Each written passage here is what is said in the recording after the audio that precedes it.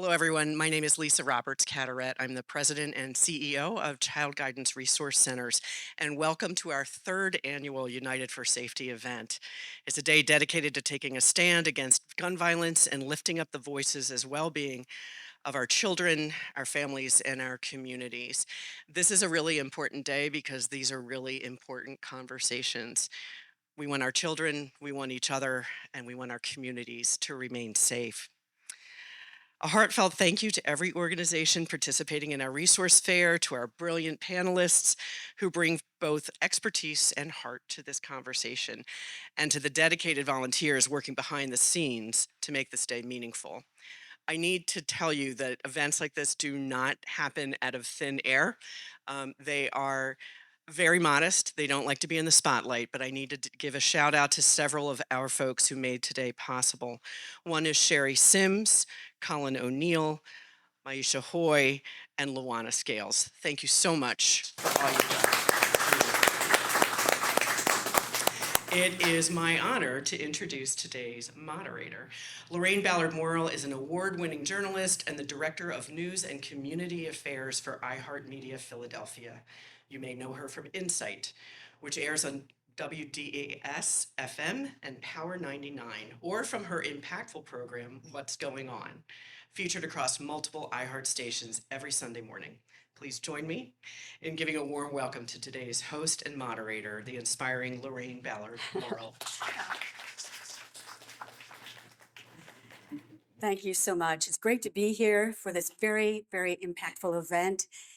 This is especially special for me because, it's one wonderful thing to be young, but it's also great to be seasoned as I am because you get to see how things evolve and how people grow up and where they end up. And that is really one of the many reasons why I'm here because of Malcolm Yates.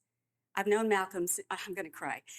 I've known Malcolm since he was 6, and you'll hear his story. But because of Malcolm and his family, the Yates family, became very involved in increasing the peace and utilizing my platform to support organizations like yourselves and like many of the people here that you're going to be hearing from to make a difference in this world. I think what's so special about being here with Malcolm is that I got to see him when he was just a little boy. And let me tell you that he has overcome so much, and you'll hear more about that. But to see him as a 6-year-old and to see him as a wonderful, successful adult who's making a huge difference in the world just fills me with such joy. And that just lets me know and lets us know what a difference we can all make in our community to support individuals like that, to make sure that our young people, our children, grow up to be productive and joyful members of our society. And so with that, I would love to, and it's my great, great honor to introduce and please give a warm welcome to Malcolm Yates.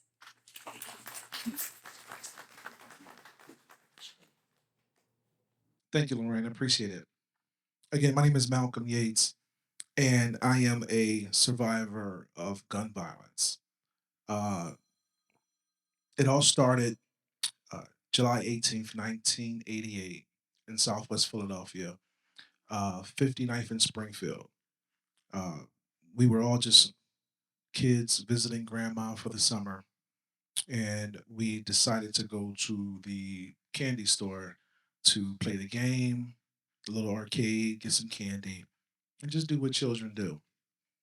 Uh, while there, a fight broke out, and that fight ultimately turned into gun violence, where 11 kids were stuck into a candy store, trapped in the middle of gunfire between two grown men. And at that time, you look and you try to respond, but you can't. I see my brothers on the side trying to encourage us to duck and hide with them, and I see my little brother behind me, confused on how to respond. And then after a couple seconds go by, he falls and then I fall. I felt excruciating pain into my left hip and in my right foot, and also, and I looked over to my brother who had a wound to the side of his head. Um, Once that happened, all the teenagers ran out the store to call the police. The police came, taking uh, taking us to Mercy Fitzgerald, and once we arrived there, we was on two gurneys. I went left, my brother went right, and ultimately losing my brother, and that was the last day I ever seen my 5-year-old. Excuse me, my 5-year-old brother Marcus. Um, Due to that, it shattered my hip, broken a few bones in my foot, and my other cousin was shot as well in his foot. So during that process, I had to learn how to walk again. So I spent July, August, September, and October learning how to walk again as a 6-year old. And in fact, I spent my birthday in the hospital, my seventh birthday. Um, and then from there, my parents decided that this would not happen to anyone else, or wanted to make sure that this did not happen to anyone else. So they became advocates. They call my mother Rochelle Yates Whittington, the mother of the movement, a name that she doesn't like, but she was the ones of Mothers Against Guns, Mothers Against Violence. My father joined the Vietnam Veterans Against Drugs, marching corners, storming corners, trying to reclaim the neighborhoods that was taken by gun violence and drugs. And that sparked an advocacy bug into us, his children, going around speaking to schools, speaking to high schools, speaking to other families, showing them that they don't have to be a product of their environment or live as a victim. And I wanted to be able to show children how to maneuver through their neighborhood without resorting to retribution, but not trying to get back at it, and not just trying, and fighting the elements of a neighborhood that's trying to claim you to gun violence and negativity. So throughout my life and throughout my journey, I try to be the example to also show children that it's not corny to care about your community, and that you can also do change about gun violence from within.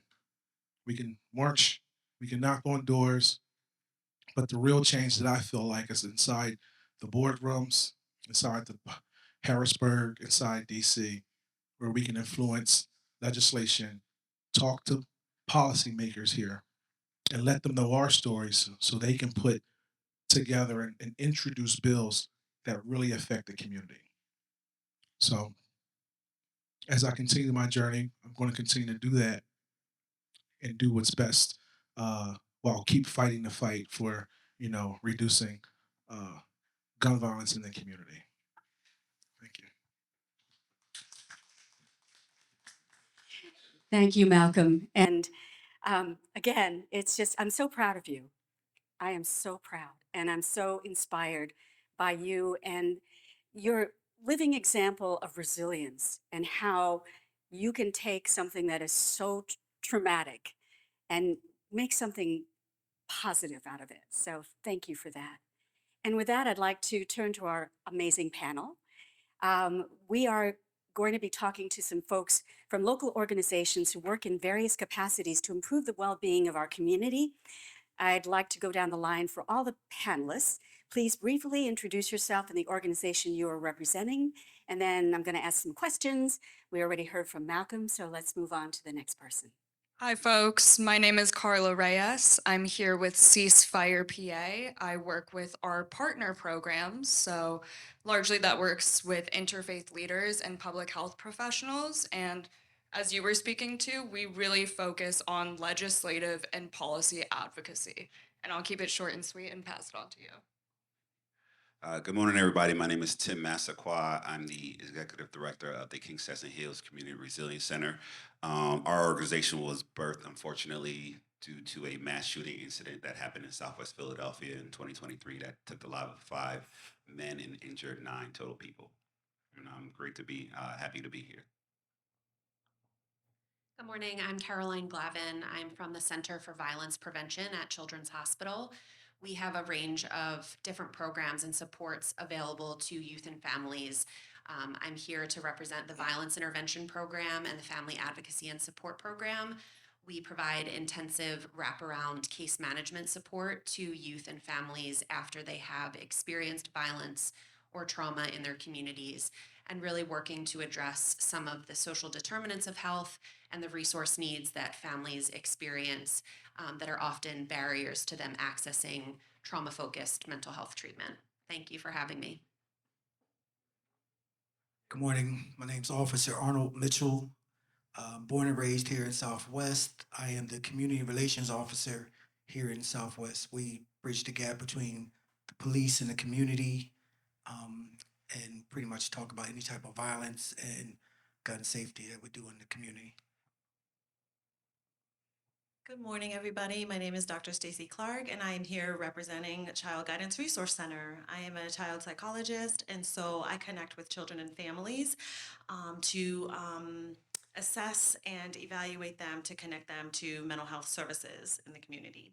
Right, so we're going to start with the questions, and anyone can answer, and just request the microphone if you'd like to respond. So the first question is, in your view, how does gun violence affect the mental and behavioral health of children in families in the communities you serve? I mean, we often see the outward impact of gun violence, whether it's the injury, whether it's the mental impact. But I wonder if you can talk about the wider impact of violence on the health of children and families. Who'd like to start with that one? Yes, please. So in terms of mental and behavioral health of youth and families impacted by violence and trauma, personal safety or lack of it can really be a driver of psychological and emotional health for youth and families. One of the things that we often see in our work with children and families is that symptoms can present in different ways for kids. And sometimes those symptoms are physical or somatic symptoms like stomach aches or headaches that don't have a medical cause. And so it's important for us as community members and providers to dive a little bit deeper into the root cause of those symptoms and understand that often it is the experiences and the trauma that these youth have experienced that is really the underlying cause of these symptoms. And I think kids also can sometimes be mislabeled or misdiagnosed when they are exhibiting problematic behavior that really can be addressed by diving deeper into their trauma experiences and To jump on that, I can definitely relate about the diagnosis and the trauma. I remember very vividly as I was returning back to school, you were I was an exhibition. Oh, that was you. Let me see your shot wound, right? And for children are brutally honest. Like they don't care. Like they'll just say whatever's on their mind. And then also and I also noticed throughout the time, you'll flashback and you'll replay that. So the mental health piece of it, even today when I was telling the story, I told this story at least 3,000 man, right? So it's always something that's lingering, that's always there, and the long effect of it is something that we don't really take an account of. And I'm just noticing it right here today because normally I can tell the story without it affecting me, but it still has some play into it. I just want to speak as a psychologist working with families. I mean, to your point, families present themselves to you with a history of symptoms of behavior. And so this medical model that we use really looks at what the symptoms are, and then we put a label and smack a label on those symptoms.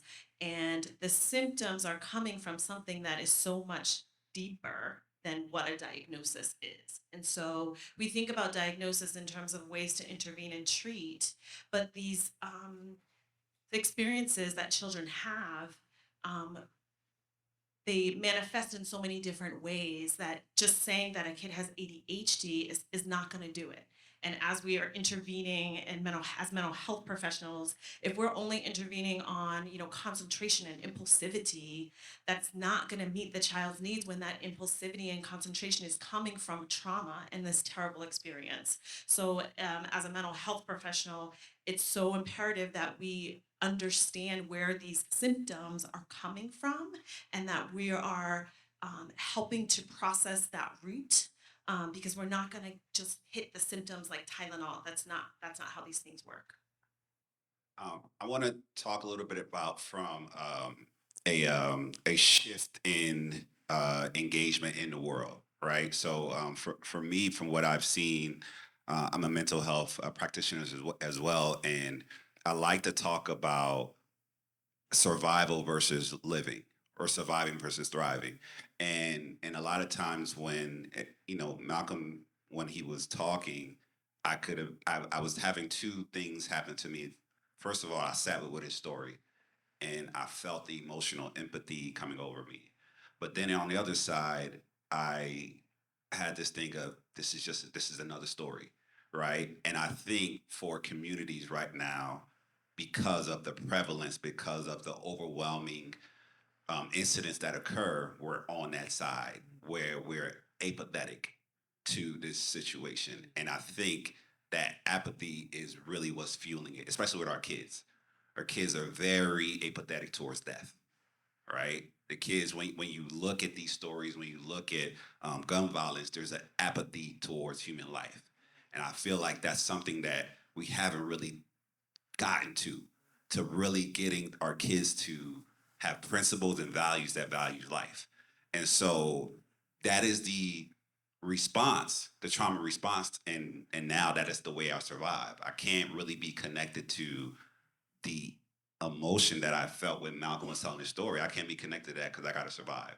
So it is what it is. That's the mindset, right? It's another story. Mass shooting on Memorial Day. It is what it is. Oh, right? And so that's why, for me, I'm seeing that that's something that's an opportunity at the same time, where we really need to look at the work we're doing, how we're approaching this thing, and see how we can really elevate the value of human life for our kids. Because right now it's not as valuable as a post that says I just took out 3 people. So we got to sit with that. We got to sit with the emotions of that. We got to sit with the processing, the brain processing our kids right now are really living with, and that, I think that's the opportunity that we really have to start to look at. You all present something very interesting, and that is, I recall back 35 plus years ago when Marcus Yates was killed. That was big news. That galvanized the city of Philadelphia. It inspired people to step up and try to do something. But as this young man said, now we're at a place, and I don't know whether it's because of the internet and the fact that we're so exposed to violence on the constant, and these stories keep coming at us like a fire hose, that we, for self survival, we kind of try to hold ourselves back. We try not to feel, because if we feel, we hurt. And that's the downside, but the downside is also the fact that it makes people apathetic, right? It makes people not feeling like they can make a difference, that they can do something about it. How does belonging to a marginalized or minority community intensify the effects or risks of gun violence? I'd like to add. Go ahead. I'll start with this. So, because I have an interesting background in worlds that I kind of like, stay in. So I'm a retired NFL player. I played professional football about 20 years ago, and so the the thing for me with this question that really sticks out to me is what I experienced on, let's say, somewhat of a access to, and when I say access, I just mean like from a financial wealth, and as a football player, when I got hurt, I saw the doctor right away. Like, it wasn't no appointment making.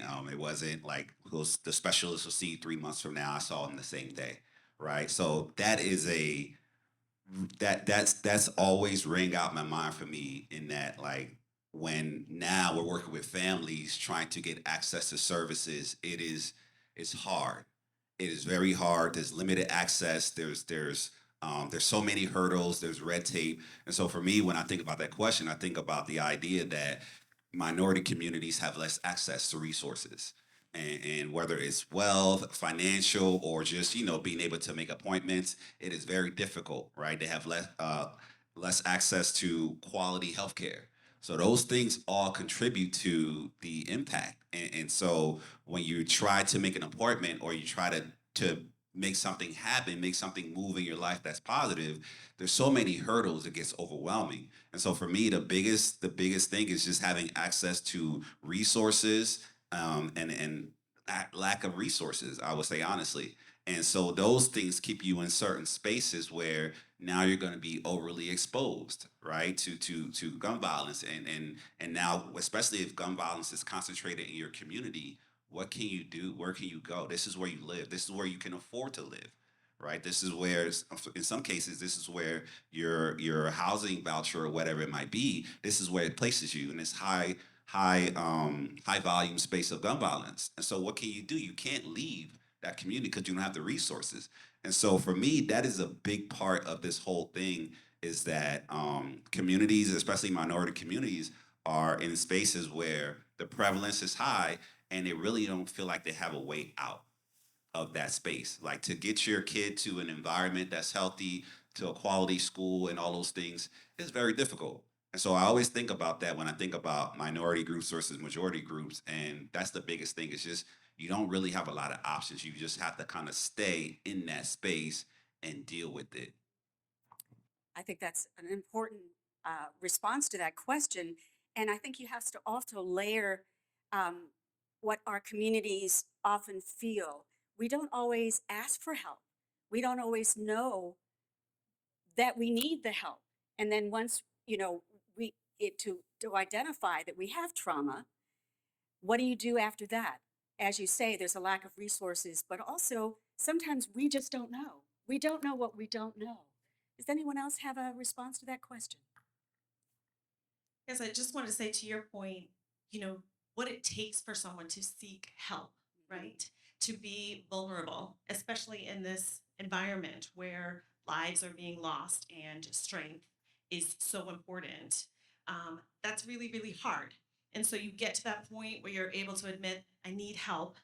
And then you sit in front of, you get help. Okay, it'll be 3 weeks now for a doctor. Oh, there'll be a waiting list for 6 months. And so not only did it take everything in you to even ask, now you've got to go right back where you were with no support and wait. And so why did you even go there to ask? Because the help is not here. It's going to be 6 months from now. I'm going to have to figure it out some way until then anyway.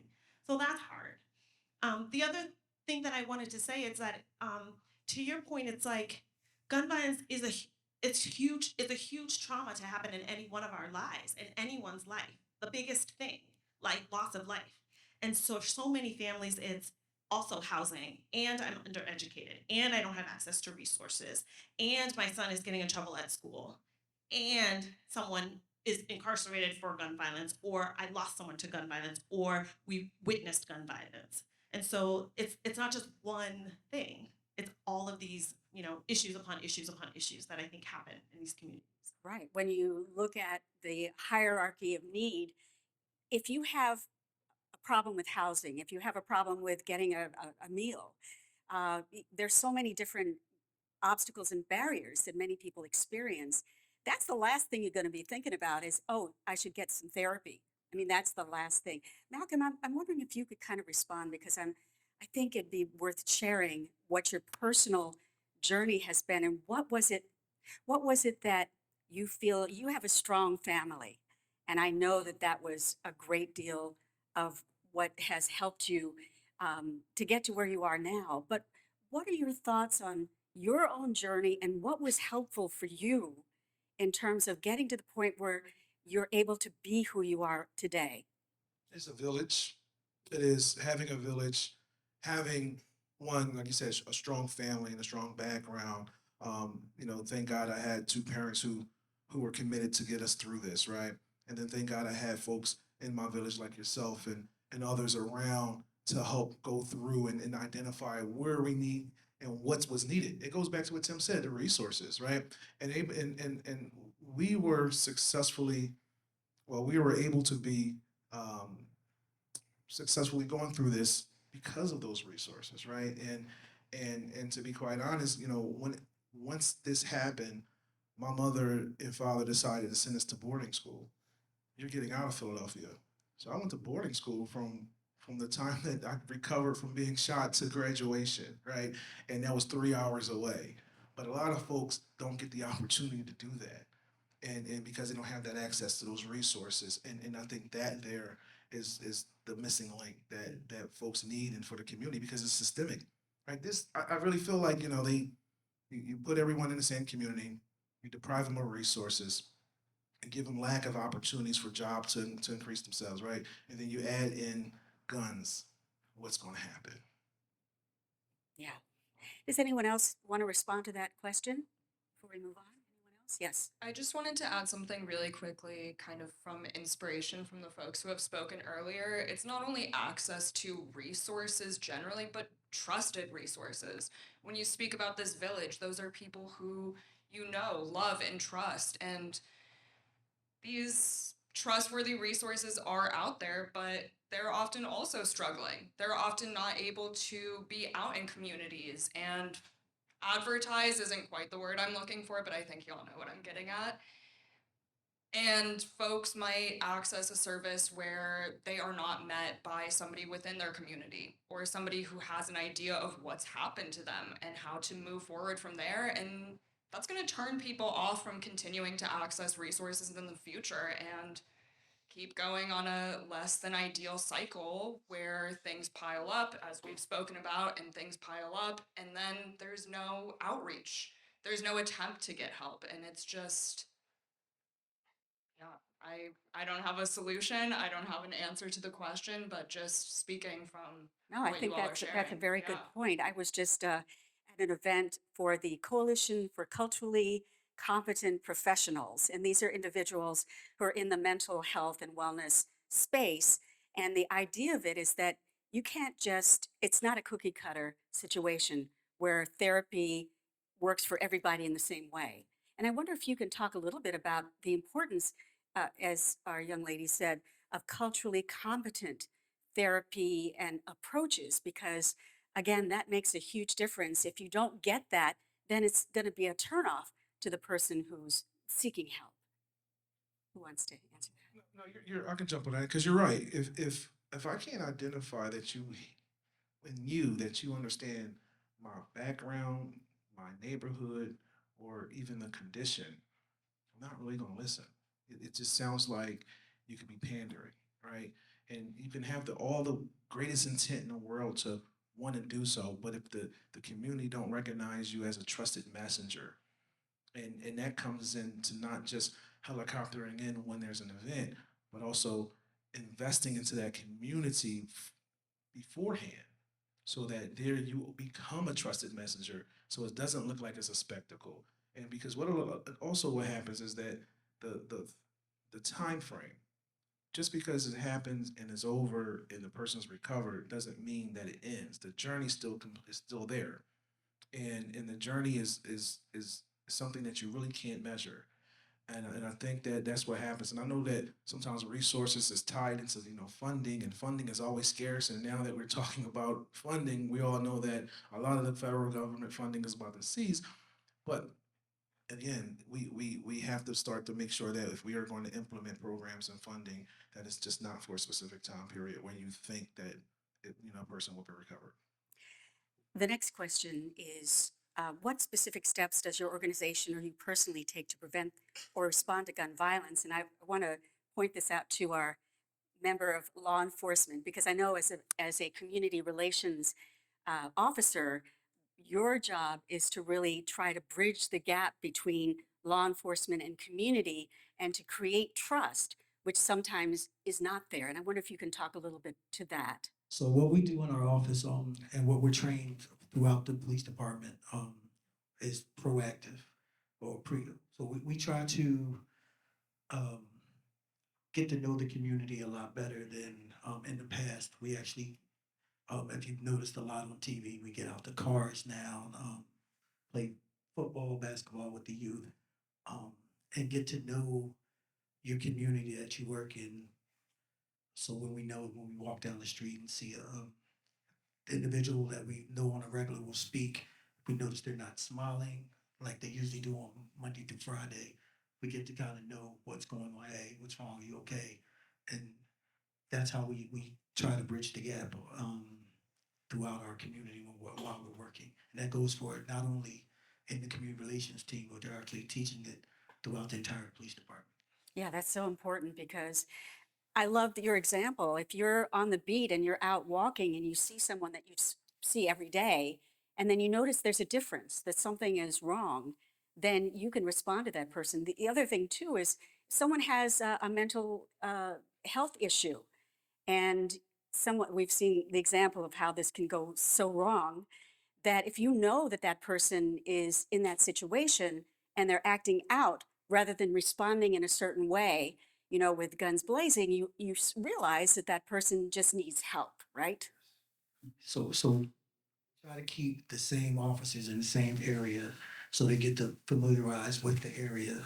So when we do know there's an individual that might have mental health, we already know what's going on. So when we ask for resources as far as extra help, then we already know the parents, we know the guardians, and we're able to know, hey, before we move in too quickly, let's think this out. We know what's going on first. Yeah, thank you for that. Who else wants to respond to that? Um, I wanted to, if it's okay, go back to the previous question around the culturally competent. So last October, I was able to co-facilitate a um, a group of the Pennsylvania Commission for Crime and Delinquency are trying to figure out how to support communities with providing these resilience centers, which we are with King Cessna Hills.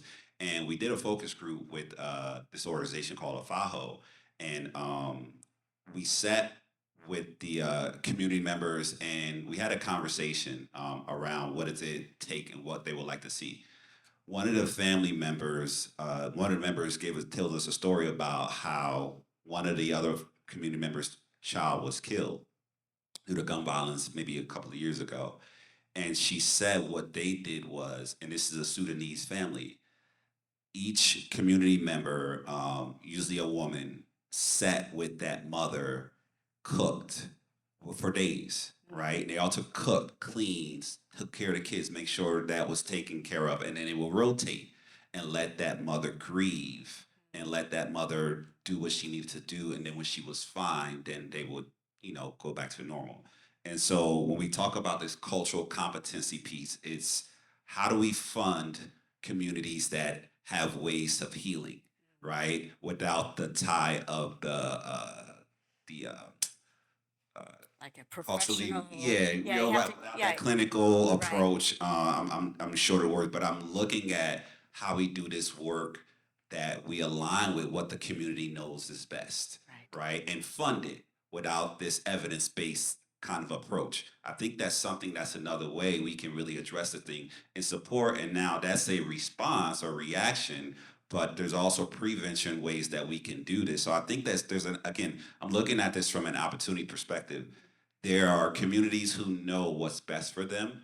And so we as providers and support systems, we want to align, come alongside and not be the experts, but let the communities show us what they need. And I think there's an opportunity to fund those type of activities and engagements. And I think it's a real opportunity to, really support communities, meeting them where they're at culturally and every which way around. I just wanted to add that part. Oh, that's a great example. And it seems as though there are different aspects of how you address it. You can do it from the professional clinical standpoint, but that's such a great example of how you tap into the community resources and cultures and customs that can really be as healing or more healing than even going in and getting a therapist involved. Who else wants to respond to the question about specific steps your organization or you personally take to prevent or respond to gun violence? I'll jump on that. And I love what Tim said about the mothers jumping in and helping out the family. And that's something that my family has been doing. We talk to other families who has been affected. I speak to other kids who has been shot or been victims of gun violence. And my mother goes speak to other mothers who lost their children to gun violence to let them know what it looks like, what to prepare for. And now we're on a journey where, because it's been so long ago, we're on the other side of healing. What does it look like for forgiveness? How do you move through this life without always having this trauma with you? because for me, my entire life has been in this trauma, right? From 6 years old to 44, all I know is being a victim of gun violence and trying to survive it. But now that I'm older and I realize, when I'm not a victim, it just, and secondly, how to identify, you know, um, and to other children, like, okay, this is what happened to you, but this is not the ending of your story, right? So being able to provide them with that information and then showing them what forgiveness looks like. So currently, we had the opportunity to speak to the gentleman who actually murdered my little brother. My mother said that she was on a healing journey, and will we follow her to speak to the murderers? And we zoomed in. We went to the Office of Gun Violence Prevention. They set up the store. They set up the Zoom meeting, and we got to talk to them. And that for me was one of the weights lifted off my shoulders, because I actually learned from the other side of the gun what actually happened. And the gentleman said to me, he said, Malcolm, I came into that store just to get a pineapple soda. And unfortunately, when I crossed the street, the guy was making a right on red and almost hit me. And like anybody would say, if someone almost hit you, you'll have something to say. Those words came out, the guy spun the block, came back in, fight happened, right? And he said, Malcolm, I apologize. Everything just went away because I thought as a 6 year old, you guys came into the store looking to hurt me, right? And realizing that this can happen to anybody, like any day of the week, living in the inner city, you could run and get hit, say something, roll rage, your life has changed. But also just to show families that we can forgive. There is another side through this. You're never over it, but you can get through it, and that there helps families understand. Some families is too fresh. Some families don't understand it yet, but we always try to be that example and helps show folks what it looks like on the side of forgiveness. I have to add to what Malcolm said because, first of all, to go back and talk to the two men who are serving life in prison for the murder of Malcolm was an extraordinary act of reconciliation and forgiveness. And hopefully in life, we can all get to that point, at whatever point that we need to move forward. And that was just an amazing thing. But something else that just reminds me is that, and I was as much a victim of this as any person in the media. There was a certain story that was told, right? It was two Jamaican drug dealers who were shooting it out because of some drug related something, something. Well, that was so not the story at all. But that's the story that was told time and time again. That was the story that I thought until I got to know a little bit more about what exactly happened, to the extent that after that meeting with the two men, they have come to the conclusion that one of them was not even there, that he was innocent.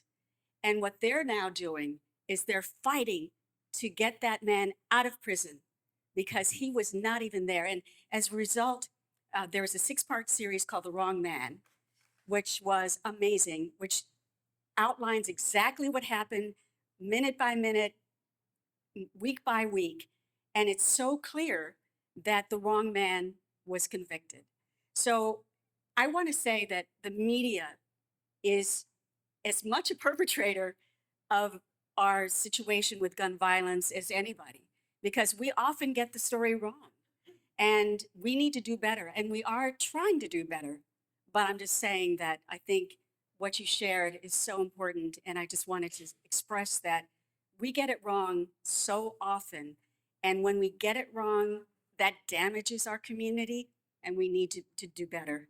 Does anyone else want to talk about what your steps you're taking in order to address gun violence?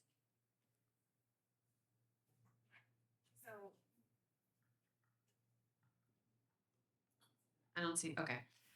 So the Center for Violence Prevention at CHOP has a number of different programs, but a couple of the other panelists have mentioned all of the other needs that come along with gun violence and trauma. And so that is what we are working really hard to support families with.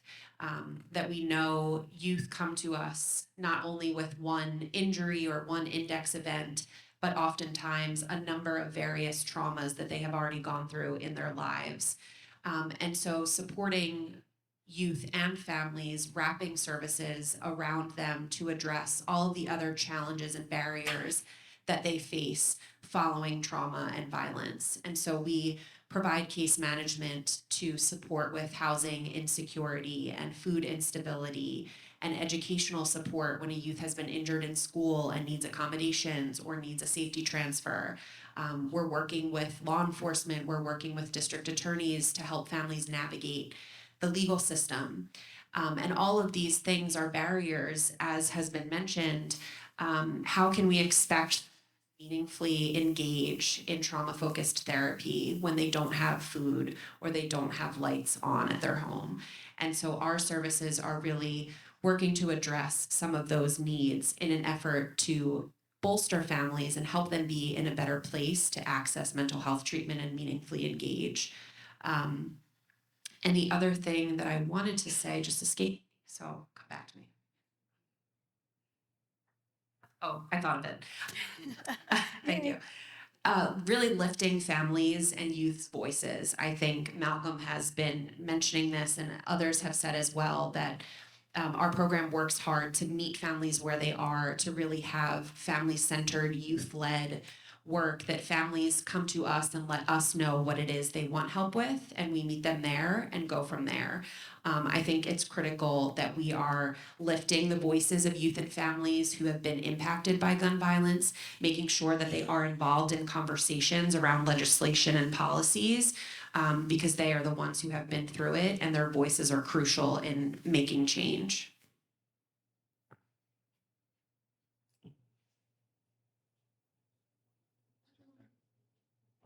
Check. Yeah.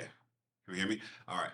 One of the things that we have found at King Sesame Hills is so right now our event, we're post 2 years from the mass shooting event in 2023, and families need a variance of services. Usually when we think about the aftermath, it's therapy and grief and everything. And we're finding that some families need that. Individuals in certain families need that. Some individuals in certain families do not want to remember. They don't want to sit and talk about how the event has impacted their lives.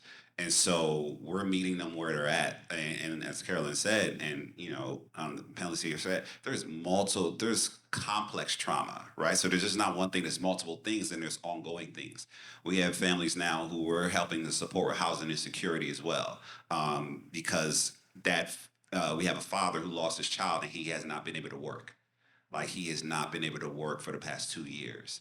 And so that puts him in this space of PHA housing and the instability of that, right? And because the housing unit, again, they put him in, it's not sufficient. There's a neighbor who smokes and he has heart conditions. So to get him out of that space, it takes months to get it's a whole thing, right? And then we have a family member who lost her son in that shooting, and she said to us this, because we're up on our 2 year anniversary or remembrance, and she said, "This is the last year that I want to do something like this because this is too painful, right?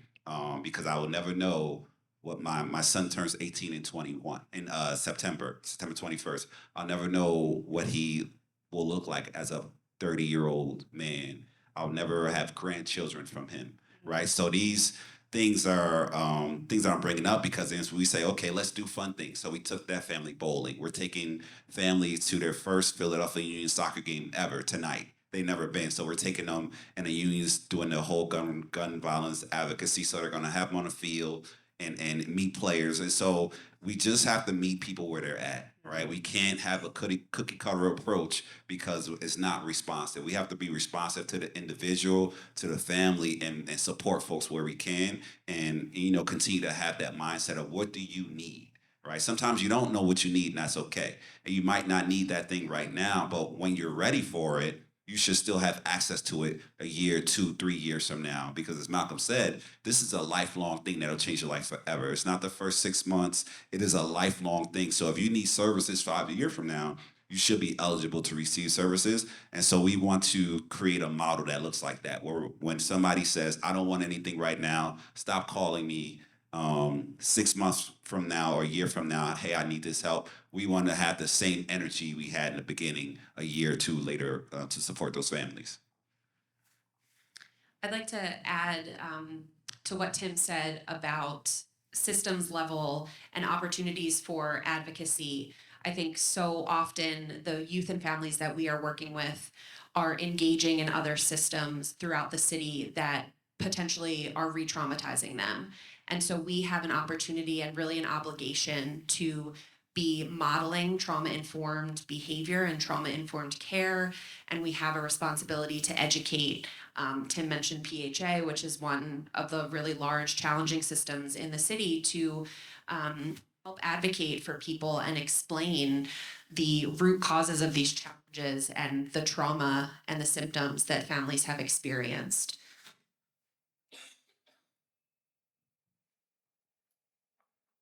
Check. Yeah. Awesome. I just wanted to add one quick thing. As Ceasefire PA is a statewide organization, we do policy advocacy, and we are not, I'm not a public health professional. I'm not a survivor of gun violence. I know that those are not necessarily my lanes, and I'm not going to put myself in those lanes. We look to folks who are already in that work, who know what they're talking about, who know what they're doing, and are having a bigger impact than me or my colleagues may be going in with our policy hat on. That's not going to make the impact that we want it to. We partner with folks who are experts in their fields or are experts in their experience. And often I think in gun violence prevention, we get into our silos. We don't talk to each other the way that we need to, and that's something that I see changing a lot. We're making those connections with other folks. We are leaning on each other. We're continuing to talk, build resources jointly. And that makes maybe not in, we're talking about timelines, doesn't make that 6-month impact. But when we're looking down the road throughout lifetimes, joining together, being together, relying on each other is what's going to get us through this. And I don't want to speak for all of you, but what will hopefully put me out of a job. That sort of brings me to my last question, which is looking ahead, what additional strategies, policies, or resources do you believe are still needed to effectively address gun violence? Malcolm? Yeah, I was just listening to the panel, and we are talking about impact and how to, you know, make some real change. And we were just talking about earlier about having trusted messengers, right? And we also talked about the resources that's to the community for those people who are affected. And one thing that I realized is that a lot of the families that are affected don't have the opportunity for those types of resources. So with all the gun violence advocacy groups that we have, how about we start to invest in those families to be trusted messengers, right? Bringing them on instead of bringing on another paid staff member from a school. How about you talk up to the family member who may be lacking the opportunity, train them, put them on staff to be a trusted messenger for the group, right? I think that there will cause will have an immediate impact, not only economically for the family that doesn't have the resources, but also for other families who are being affected. Because now I can identify in the person who went through the same tragedy that I went through, right? I think that's something there. So as we write our grants, as we write our proposals, I think that piece of it in there is where we can start to see a little bit of a change. Because I've been to a lot of groups and a lot of sessions where the families say, I don't want to talk about it. One woman said to me, you guys come here and take my intellectual property, steal it, and I don't ever see you again. And you use that, and how do you feel, or what's going on? How can we be better? And the person comes in and they spill their heart out, and then go back to the same situation they just left. So I think using that, and instead of more advocates, but use the advocates as the victims of gun violence, so that then we can start to, because unfortunately it's not going to stop, right? We got to stop kidding ourselves, right? We have a country that loves guns. Again, I was 6 years old. Here I am, 44, married, 2 kids, right? And one daughter who just got married, so I might be a grandfather sometime this year. Well, I don't know. Don't. But the thing is that what I'm saying is it's here, it's a staple. So let's figure out how to do something instead of fighting up an uphill battle that we've been consistently losing. And I think that's the way we can start to really make some impact from within.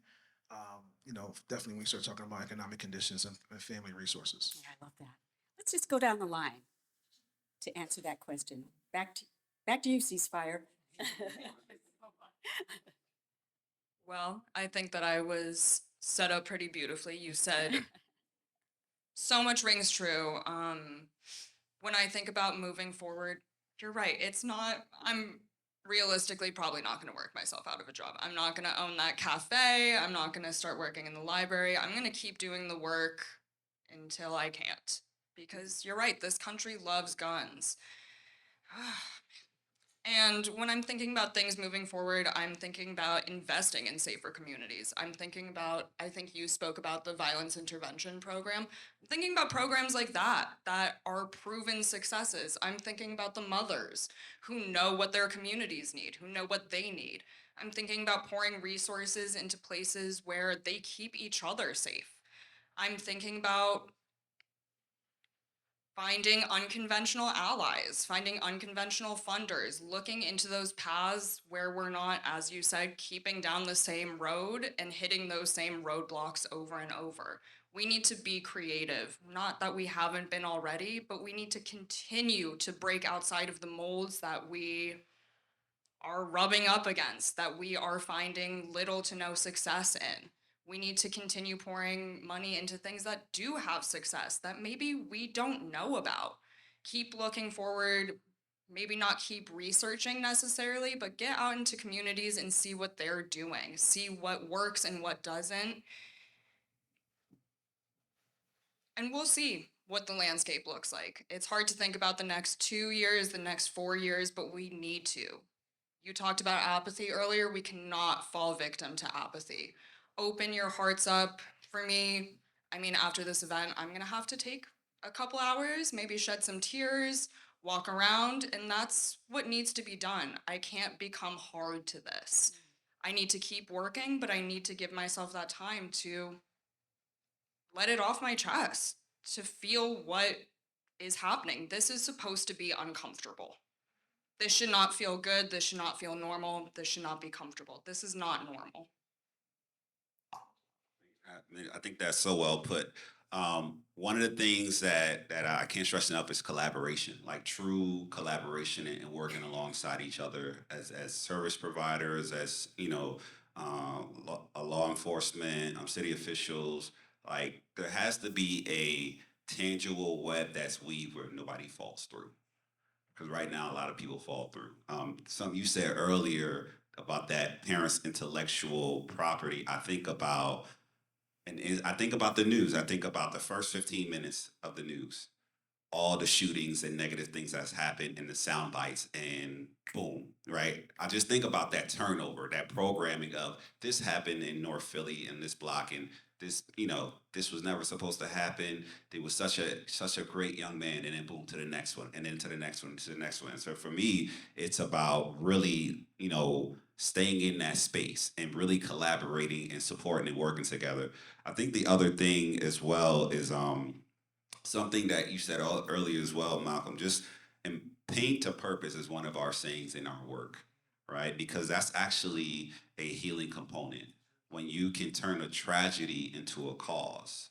And so we do have to really elevate our community's ability to, number one, earn income from doing this work if they so choose to, and really recruit them, right? Not to be somebody that goes on a panel or goes speaks for the city or just grab a soundbite, but an actual helping them if they choose to, because we've had 3 or 4 families who've been impacted say they want to do something. They want to give back. They want to make sure that no other family experiences what their experience. And so we're trying to figure out how to do that, whether they want to start a nonprofit or whether they want to start some type of advocacy. Those are the type of things we need to do. And if families don't want to do that, that's fine. But when they want to show up and roll their sleeves up and go to work, I feel like we got to be able to meet them and support them in really being advocates. And I think that'll be something that helps as well. The more advocates we have in the communities, in those high volume spaces, I would really argue that we will see some type of change. So we have to now have people in position in communities who know about mental health, who know about mental health first aid, who can be advocates, who can help to address the issue. I'm working on my PhD and I'm interviewing folks. And I interviewed somebody yesterday he's in New York, in a school, and he said, anger is expensive. He said, anger is expensive. And it just stuck with me. And I was like, that's so true. Anger is expensive. We got to address anger. We got to address frustration. We got to address apathy. Those are the things that can move this thing into the right direction. So much of what Tim said in particular is really powerful. And I think the mention of pain to purpose links really well to one of the things that we provide youth, which is a group model called BRAVE, which is building resilience after violent experiences for some of our teens.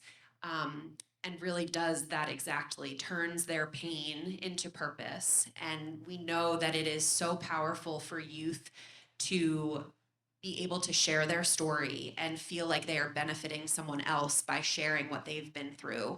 And so we run this group for 14 to 18-year-olds in our programs to help them learn coping skills and stress reduction skills and manage some of that anger that they may be feeling.